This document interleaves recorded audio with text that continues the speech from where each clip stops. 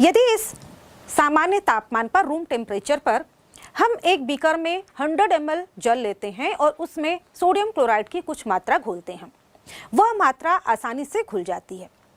हम उसमें और सोडियम क्लोराइड डालते हैं, वह भी घुल जाती है, लेकिन एक निश्चित सीमा के बाद उसमें और अधिक सोडियम क्लोराइड की मात्रा घुलनी बंद हो जाती है और इस स्थिति में हम कहते हैं कि विलयन संतृप्त विलयन बन गया है।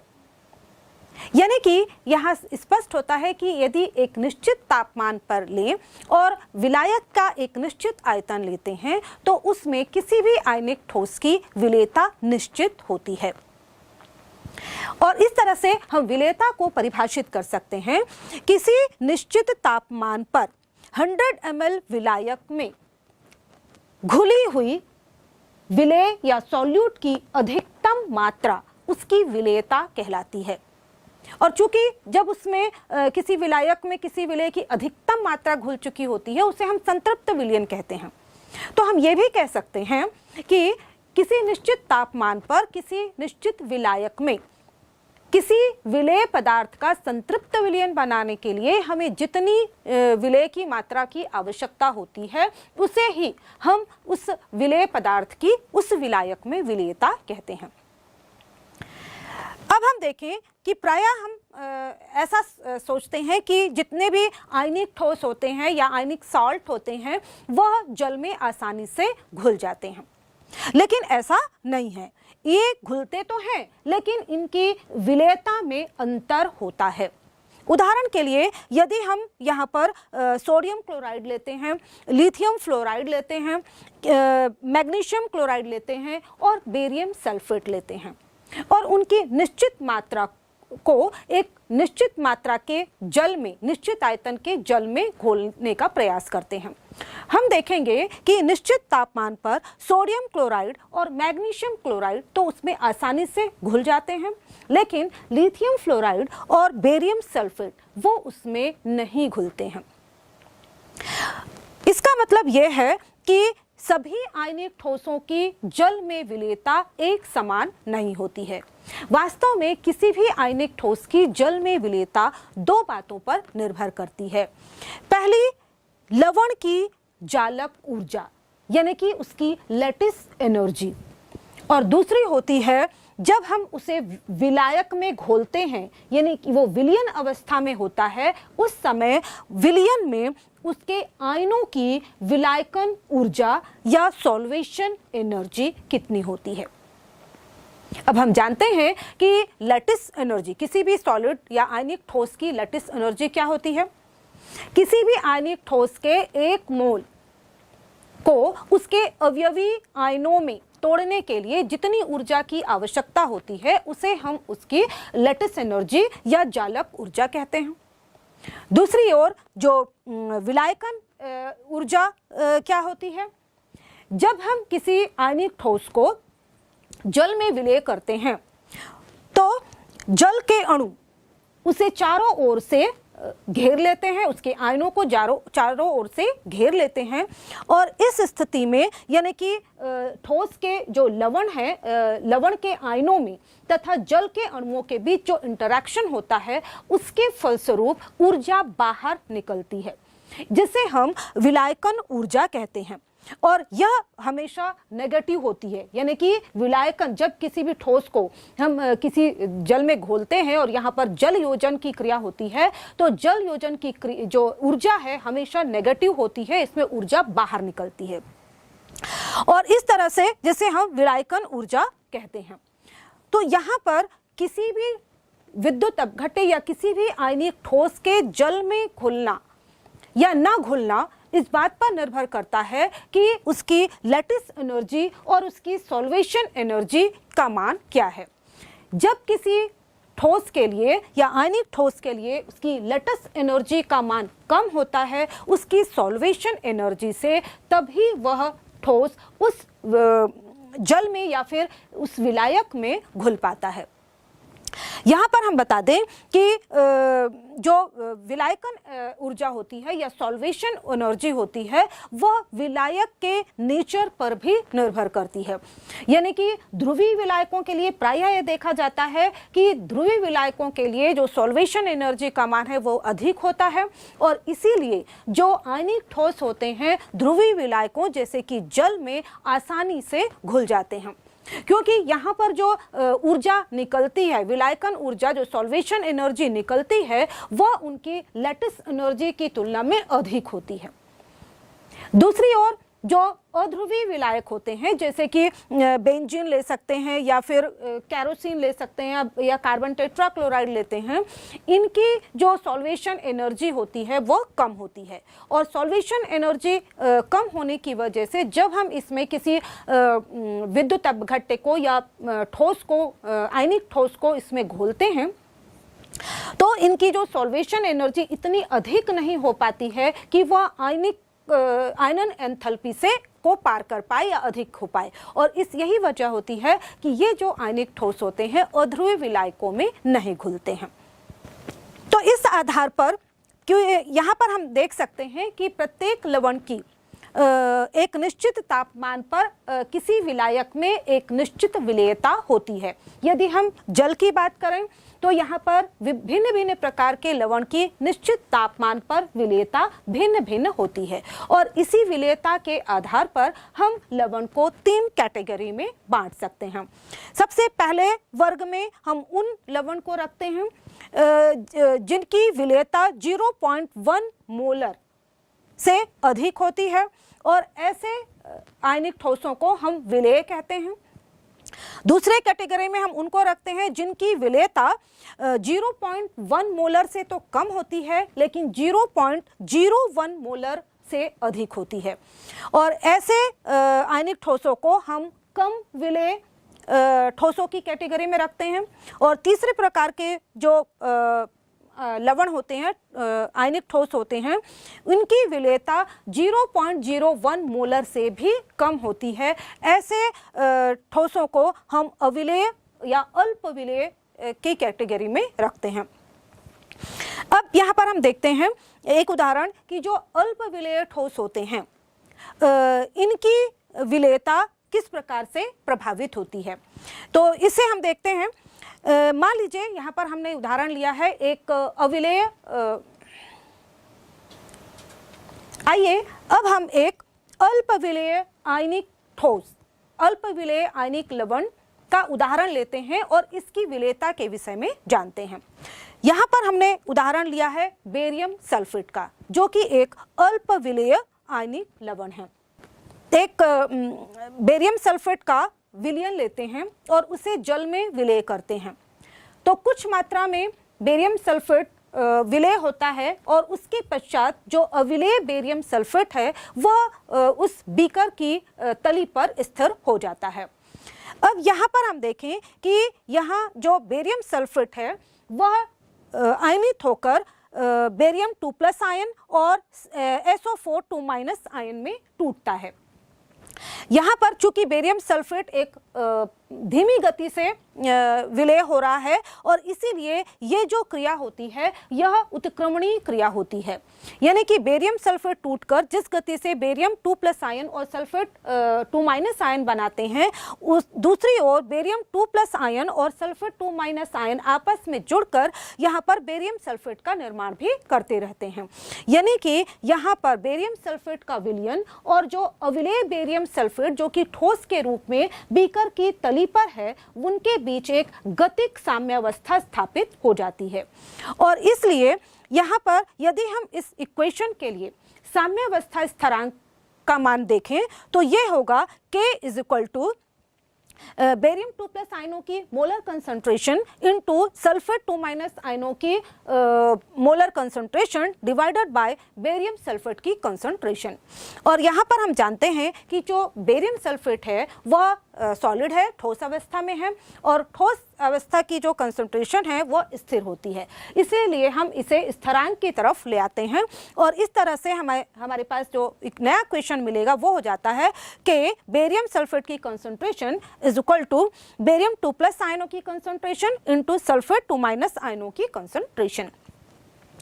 इसी तरह से यहाँ पर जो हमें एक नए साम्य अवस्था स्थिरांक प्राप्त होगा, इसे हम लिखेंगे KSP, और KSP इज इक्वल टू होगा बेरियम 2 प्लस आयन की कंसंट्रेशन इनटू सल्फर 2 माइनस आयनों की कंसंट्रेशन। तो यहाँ पर ये जो KSP हमें प्राप्त हुआ है, इसे कहा जाता है विलेयता गुणनफल स्थिरांक या विलेयता गुणनफल। इसे हम इस प्रकार से परिभाषित कर सकते हैं, स्थिर तापमान पर किसी विद्युत अपघट्ट के संतृप्त विलयन में उसके आयनों के सक्रिय द्रव्यमानों या मोलर सांद्रण के गुणनफल को हम उस का विलेयता गुणनफल, उस विद्युत अपघट्ट का विलेयता गुणनफल कहते हैं। यहाँ पर हम देखें कि जो बेरियम सल्फेट है उसके लिए विलेयता गुणनफल का जो प्रायोगिक मान होता है 298 केल्विन पर, 298 केल्विन पर इसका मान होता है 1.1 इंटू 10⁻⁻10, जो कि काफ़ी कम है, जो दर्शाता है कि 298 केल्विन पर इसकी जल में विलेयता काफ़ी कम होती है। आइए अब जानते हैं कि किसी भी आयनिक ठोस के लिए उसकी विलेयता और विलेयता गुणनफल में क्या संबंध होता है। यहाँ पर हम एक उदाहरण ले रहे हैं। मान लीजिए हमारे पास एक लवण है AB, जो कि आयनित होकर A प्लस और B माइनस आयन देता है, और हम जानते हैं कि चूंकि यहाँ यदि हम इसके लिए विलेयता गुणनफल लें तो इसके लिए KSP इज इक्वल टू हो जाएगा A की कंसंट्रेशन इंटू B माइनस की कंसंट्रेशन। या यहाँ पर यदि हम जो मोलर कंसंट्रेशन है उसकी जगह पर, क्योंकि मोलर जो सांद्रता है वह उसके मोलर विलेयता के बराबर होती है, इसलिए यहाँ पर हम मोलर सांद्रता की जगह पर विलेयता को रख सकते हैं। इसलिए KSP इज इक्वल टू हो जाएगा A की सॉल्युबिलिटी विलेयता इंटू B की विलेयता के, और इस तरह से KSP इज इक्वल टू हमें प्राप्त हो जाएगा S स्क्वायर, और या हम ये भी रह सकते हैं कि S इज इक्वल टू हो जाएगा अंडर रूट ऑफ KSP। तो इस तरह से हम किसी लवण के लिए उसकी विलेयता और विलेयता गुणनफल में संबंध दर्शा सकते हैं। लेकिन यहाँ पर हमने जो लवण लिया है उसमें से केवल एक धनावेश और एक ऋणावेश वाले एक एक आयन ही वियोजित हो रहे हैं, लेकिन जरूरी नहीं है कि हर लवण में एक ही धनायन और एक ही ऋणायन हो तथा उन पर आवेश की मात्रा भी समान हो।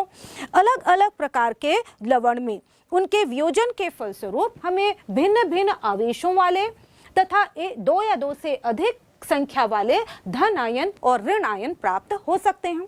तो उसी के आधार पर उनकी विलेयता और जो विलेयता गुणनफल है उनके बीच संबंध का इक्वेशन भी हमें भिन्न भिन्न प्रकार से प्राप्त होगा। उदाहरण के लिए हम एक AX2 प्रकार के लवण का उदाहरण लेते हैं। यहाँ पर हम उदाहरण ले रहे हैं लेड क्लोराइड का, PbCl2। PbCl2 को जब हम विलेय करेंगे तो यह इस प्रकार से आयनों में वियोजित होगा। इससे लेड Pb पॉजिटिव आयन का एक आयन मिलेगा, लेकिन यहाँ पर चूंकि Cl2 है इसलिए Cl माइनस के 2 आयन हमें प्राप्त होंगे। अब हम जानते हैं कि यहाँ पर यदि हम KSP यहाँ पर इसकी जो सॉल्युबिलिटी प्रोडक्ट लिखें तो सॉल्युबिलिटी प्रोडक्ट बराबर होगी लेड पॉजिटिव आयनों की कंसंट्रेशन इनटू Cl माइनस आयनों की कंसंट्रेशन की घात 2। अब यहाँ पर चूंकि KSP इज इक्वल टू जब हम लिखेंगे तो इनकी सॉल्युबिलिटी जब हम लिखेंगे तो यहाँ पर जो लेड है उसके तो एक ही आयन है तो इसलिए उसकी सॉल्युबिलिटी S होगी, लेकिन चूंकि यहाँ पर क्लोराइड है उसके 2 आयन हमें मिल रहे हैं तो यहाँ पर सॉल्युबिलिटी का गुणा हो जाएगा 2 से। तो इस तरह से हमें जो इक्वेशन मिलेगा वो हो जाएगा KSP into S into 2S की होल पावर 2। और इस तरह से यहाँ पर KSP का जो फाइनल मान होगा वो हमें प्राप्त होगा 4s का क्यूब। तो इस तरह से हम देखें कि जिस जिस प्रकार का लवण होगा उसके आधार पर हमें उसके सॉल्युबिलिटी प्रोडक्ट और सॉल्युबिलिटी में संबंध प्राप्त होगा। इसी तरह से एक और उदाहरण हम लेते हैं, यह है कैल्शियम फॉस्फेट का। Calcium phosphate Ca3PO4 whole twice, जब इसका वियोजन होगा तो हमें 3 मोल कैल्शियम 2+ आयनों के मिलेंगे और साथ ही साथ यहाँ पर हमें 2 मोल फॉस्फेट 3 नेगेटिव आयनों के मिलेंगे। अब यहाँ पर हम जानते हैं कि इसके लिए जब हम सॉल्युबिलिटी प्रोडक्ट लिखेंगे तो यह होगा 3Ca2+ के आयनों की कंसंट्रेशन इनटू यहाँ पर हम लिखेंगे 2PO4 3- आयनों की कंसंट्रेशन। अब यहाँ पर जब हम इसकी सॉल्युबिलिटी प्रोडक्ट लिखेंगे, पुनः इसे आगे लिखने पर यहाँ पर KSP इज इक्वल टू हो जाएगा 3s की होल क्यूब इंटू 2s की होल स्क्वायर। और इस तरह से यहाँ पर जब हम गुणा करेंगे तो हमें प्राप्त होगा 27s का क्यूब इंटू 4s का स्क्वायर। और इस तरह से जब हम 27 और 4 इनका गुणा करेंगे तो हमें वैल्यू मिलेगी, वो होगी 108 इंटू s की पावर 5। तो इस तरह से हम देख रहे हैं कि अलग अलग जो विद्युत अपघट या अलग अलग आयनिक ठोस होंगे उनके लिए उनमें उपस्थित आवेशों तथा उसमें उपस्थित आयनों की संख्या के आधार पर उनकी विलेयता गुणनफल और विलेयता में संबंध का इक्वेशन हमें प्राप्त होगा। आइए अब हम एक और ऐसे कारक के विषय में जानते हैं जो कि आयनिक लवणों की विलेयता को प्रभावित करता है, और वह कारक है कॉमन आयन इफेक्ट या सम आयन प्रभाव। हम जानते हैं कि जब किसी लवण को जल में विलेय किया जाएगा, मान लीजिए यहाँ पर AB एक लवण है जिसे हम विलेय करते हैं, तो यह A पॉजिटिव आयन और B नेगेटिव आयनों में टूट जाता है और यहाँ पर इनके बीच एक इक्विलिब्रियम आ जाता है। और हम जानते हैं कि इक्विलिब्रियम पर यहाँ पर इसके KSP और Q का मान एक दूसरे के बराबर हो जाता है। शुरू में यहाँ पर जैसे जैसे AB आयनों में टूटता चला जाएगा, उससे यहाँ पर जो Q का मान बढ़ता चला जाएगा और एक स्थिति ऐसी आएगी जब साम्यावस्था स्थापित हो जाएगी, उस स्थिति में यहाँ पर KSP और Q के मान एक दूसरे के बराबर हो जाएंगे। और इस स्थिति में यदि हम इस विलयन में दोनों जो उसके आयन हैं उसमें से कोई एक आयन जो कि समान आयन होगा उसमें यदि ऐड कर दें, तो हम जानते हैं कि जो लाशितेलिये के नियम के अनुसार ये जो अभिक्रिया है इसकी साम्यावस्था प्रभावित हो जाएगी और अभिक्रिया बैकवर्ड दिशा में चलने लगेगी, यानी कि वो अधिक मात्रा में पुनः जो हमारा अभिकारक है यानी कि AB को बनाने लगेंगे। इसे हम एक उदाहरण के द्वारा समझ सकते हैं। मान लीजिए हमारे पास है एक अमोनियम हाइड्रोक्साइड का विलयन। हम जानते हैं कि जो अमोनियम हाइड्रोक्साइड है यह वियोजित होकर अमोनियम पॉजिटिव आयन और हाइड्रोक्सिल नेगेटिव आयन देता है। ये धीरे धीरे वियोजित होता है और इसीलिए एक निश्चित समय के पश्चात इसमें साम्यावस्था स्थापित हो जाती है। अब मान लीजिए इस विलयन में हम एक अमोनियम क्लोराइड डाल देते हैं जिसमें कि एक आयन वैसा ही है जैसा कि अमोनियम हाइड्रोक्साइड में है, यानी कि एक कॉमन आयन उपलब्ध है। जैसे ही हम इसमें अमोनियम क्लोराइड डालते हैं, क्योंकि अमोनियम क्लोराइड एक प्रबल विद्युत अपघट्य है और बहुत अधिक मात्रा में विलयन में अमोनियम आयनों को उपलब्ध कराता है, इस स्थिति में अब ये जो बहुत सारे अमोनियम आयन हैं यह पुनः अमोनियम हाइड्रोक्साइड के विघटन से प्राप्त जो हाइड्रोक्सिल आयन थे उनसे संयोग कर लेंगे और पुनः ये अमोनियम हाइड्रोक्साइड का निर्माण करेंगे। यानी कि यहाँ पर जो आयनिक गुणनफल का मान होगा, यानी कि Q का मान अब इसके Ksp के मान से अधिक हो जाएगा और इस स्थिति में यहाँ पर जो पदार्थ है वह अवक्षेपित हो जाएगा, यानी कि विलयन से वो अधिक मात्रा में बाहर निकल जाएगा। इस स्थिति को ही हम अवक्षेपण कहते हैं। इस कॉमन आयन प्रभाव का उपयोग बहुत अधिक रासायनिक क्रियाओं में होता है।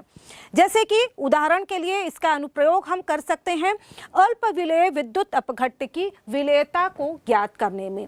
हम जानते हैं कि जो अल्प विलेय विद्युत अपघट्य होते हैं उनकी आयनिक प्रोडक्ट और विलेयता में एक संबंध होता है। Ksp संबंधित होती है उसकी सॉल्युबिलिटी से या विलेयता से।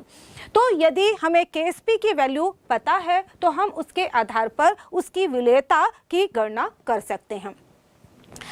दूसरी है जो महत्वपूर्ण उपयोग होता है ये कॉमन आयन प्रभाव का।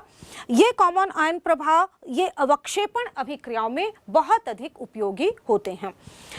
जैसे कि मैंने पहले बताया कि मान लीजिए कोई विद्युत अपघट्य है जो एक सामान्य रूप से आयनित होता है और एक साम्यावस्था स्थिति में इसमें उसके आयनिक प्रोडक्ट और इसके सॉल्युबिलिटी प्रोडक्ट यानी कि Ksp और Q एक दूसरे के इक्वल आ जाते हैं। लेकिन इस स्थिति में ये जो विलयन है वह साम्यावस्था में रहता है, विलयन अवस्था में ही रहता है। लेकिन यदि हम इसमें कोई कॉमन आयन मिला दें जिससे कि Q का मान अधिक हो जाए, इस स्थिति में यहाँ पर जब Q का मान अधिक हो जाएगा तो अभिक्रिया बैकवर्ड दिशा में जाएगी, यानी कि जो हमारा मुख्य अभिकारक है उसकी मात्रा और अधिक बनने लगेगी और वह अधिक बनने की वजह से अब वह विलयन से बाहर आ जाएगा, यानी कि अवक्षेपित हो जाएगा। दूसरी स्थिति में यदि Q का मान जब तक कम रहेगा Ksp के मान से, यानी कि उसके आयनिक गुणनफल का मान उसके विलेयता गुणनफल से यदि कम रहता है तो वह विलयन अवस्था में ही रहेगा। और तीसरी स्थिति में या हम ऐसे कह सकते हैं कि विलयन अभी असंतृप्त अवस्था में ही होगा। और जब Q का मान यानी कि आयनिक गुणनफल का मान विलेयता गुणनफल Ksp के मान के बराबर हो जाता है तो हम कहेंगे कि विलयन संतृप्त विलयन अवस्था में होता है।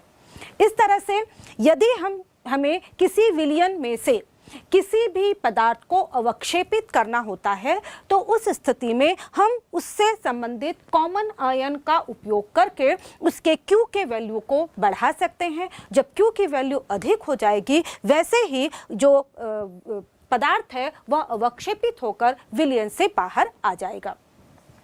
उदाहरण के लिए इसका उपयोग हम करते हैं नमक के शोधन में। जो भी अशुद्ध नमक, हमें जो समुद्र से जो नमक प्राप्त होता है उसमें बहुत सारी अशुद्धियां होती हैं। इसके शुद्धिकरण करने के लिए नमक का विलयन बना लिया जाता है, सोडियम क्लोराइड का हम संतृप्त विलयन बना लेते हैं और उसके पश्चात उसमें हाइड्रोक्लोरिक की जो गैस है HCl गैस को प्रवाहित करते हैं। हम जानते हैं कि जैसे ही सोडियम क्लोराइड में HCl जाती है और HCl चूंकि एक प्रबल विद्युत अपघट्य है इसलिए उसके द्वारा बहुत अधिक मात्रा में कॉमन आयन क्लोराइड प्रोवाइड किया जाता है। जैसे ही Cl माइनस का मान बढ़ता है वैसे ही जो सोडियम क्लोराइड के Ksp की तुलना में उसके आयनिक प्रोडक्ट का मान बढ़ जाता है, यानी कि Q की वैल्यू बढ़ जाती है और जो सोडियम क्लोराइड है वह शुद्ध लवण के रूप में अवक्षेपित हो जाता है।